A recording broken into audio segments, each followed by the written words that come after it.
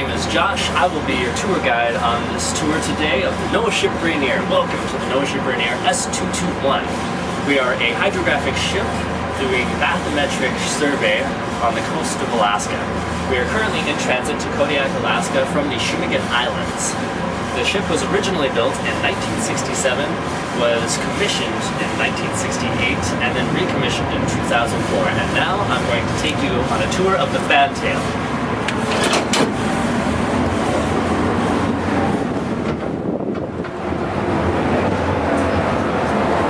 So here we have RA7, which is one of the boats we use for skip operations.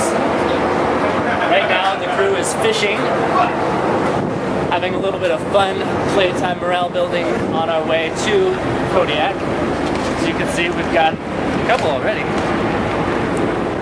We have lots of equipment, such as the MVP. And this is my BGL, John Anderson. And here we have RA8, which is one of our other skiffs. The fantail is used a lot of times to play hacky sack and to meet after dinner, after hours, for just getting together. Also in the morning for early morning meetings with the crew.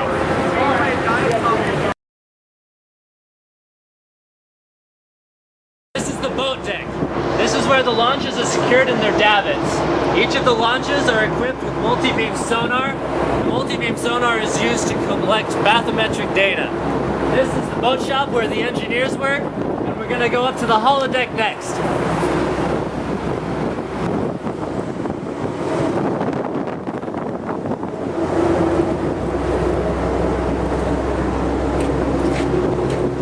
One hand for the ship, one hand for yourself.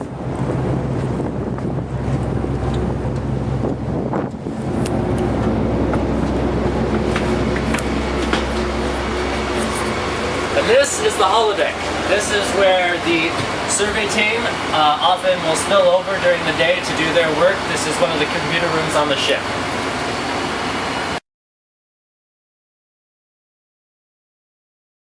And this is the bridge wing, just outside of the bridge. As you can see, we have a beautiful vista of lots of ocean. Now let's go ahead and go on into the bridge. Watch your head. In the bridge we have the chart table, which is used for keeping the charts and keeping track of our progress along whatever line we have charted. This is the throttle for the ship. This controls us going forward and backwards. This has the seat temperature. This is for the bow thruster, being able to turn this bow either direction. This is showing what the driver sees as the helmsman is driving the ship when we're driving lines. We have the helm right there. We have in hand, going in auto. As you can see, we are currently at a 8 designation. See, we have our fathometer, which is currently 26 fathoms of water underneath us. This is a multi-million-dollar fish finder. We have all of the radio and communications here on the bridge. This is the communication center of the ship. This is where if the ship is in distress, we make outgoing calls.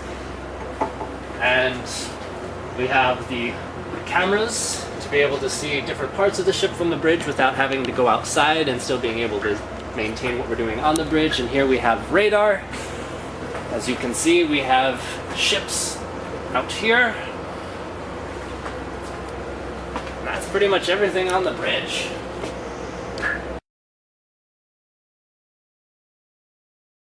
This is the plot room. This is where the survey team processes multi-beam data. This area over here is dedicated to ship's hydro, which is used to control the ship's multi-beam sonar.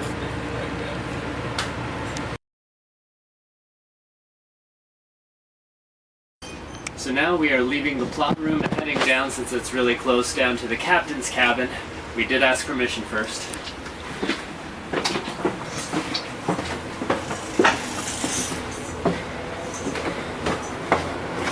And in here, we have the front room, which is sort of his office workspace, and then back here.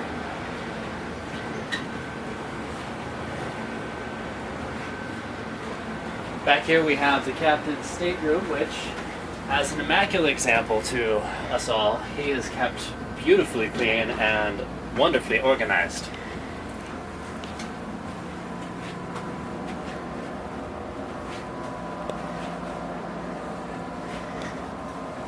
And that concludes the captain's cabin.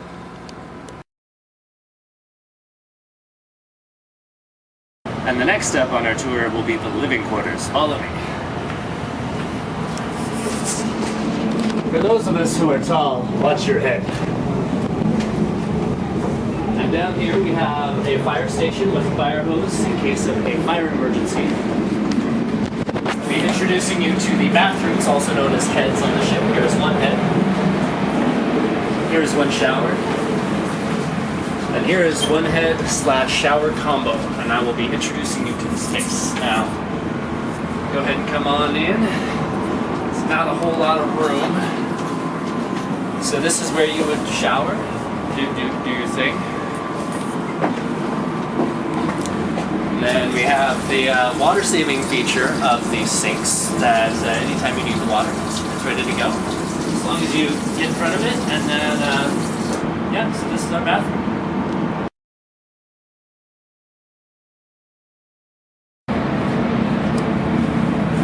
Our next stop is the 4-man stateroom.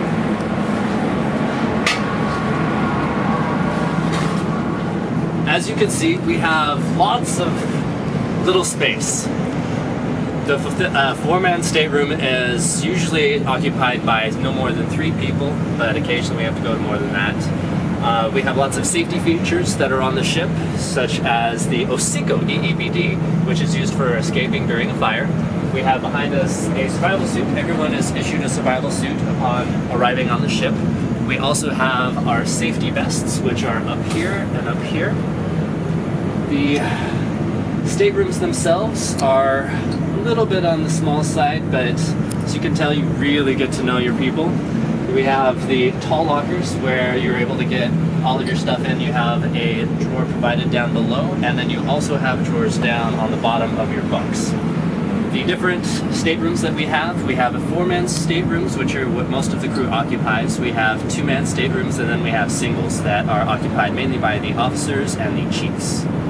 And that's how you get to know your bunkmates really well.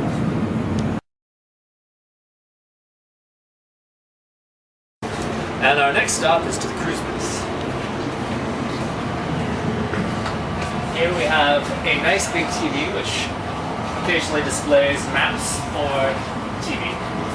We have trash bins, recycled, condiments, people hanging out, having lunch, or break time. We've got silverware, refrigerator, ice. Nice big TV. And then here we have the galley, which is where we get our food.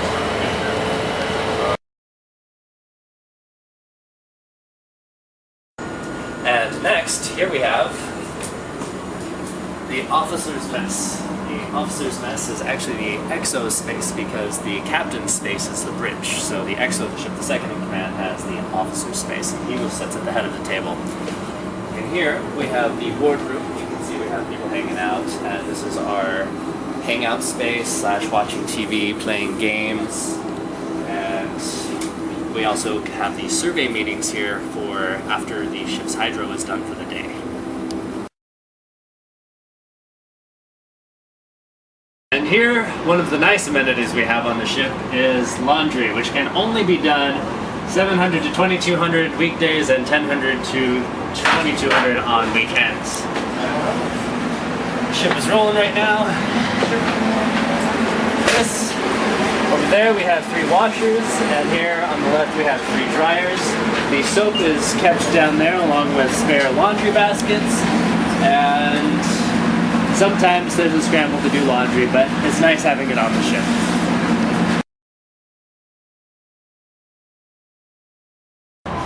And this is the O Lab, also known as the Ocean Lab. In here we have a lot of the equipment for diving gear. We have the air tanks over here on our left. We have all of the dive suits and diving gear on the right-hand side, and occasionally use this place for meetings.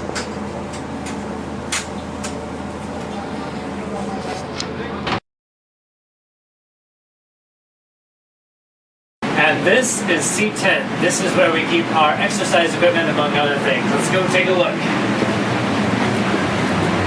Watch your head. We are very fortunate to have just recently upgraded our workout capabilities to the Iron Master. This is where you can bump yourself up and get as big as some of the people we have on the crew. No, seriously, we have some pretty fit people on this crew.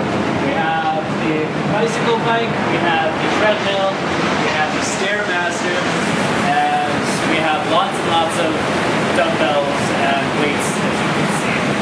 And next we have aft steering. It's going to get a little bit loud.